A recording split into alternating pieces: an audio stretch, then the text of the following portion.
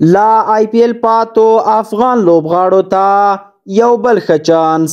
د معلوماتو په اساس د پاکستان د غوره لیګ یا پی اس ایل لسم پړاو د لوبغاړو د اخیستلو مراسم به په دوبۍ یا انګلستان کې ترسره شي. د ډسمبر په میاشت کې به د لوبغاړو د اخیستلو مراسمو نیټه هم نهایي شي او د معمول په څیر ممکن ډیر افغان لوبغاړي ورته نوملیکنه وکړي.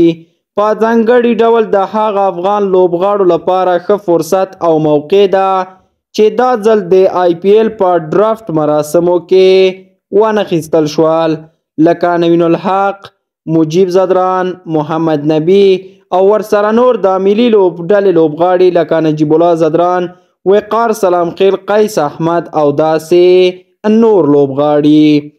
که چیرې افغان لوبغاړي په یاد لیګ کې لوبیږي نو له څو زاویو یې ګټه افغان کرکټ او خپله لوبغاړو ته رسیږي.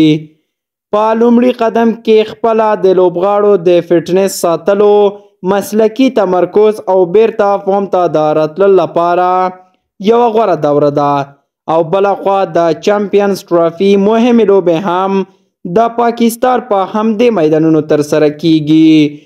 نو که په دغه لوبو کې شامل افغان لوبغاړي هلته لوبیږي نو له حالاتو سره د بلدتیا لپاره یوه ښه سالم چانس ده چې باید افغان لوبغاړي ترې پوره ګټه واخلي.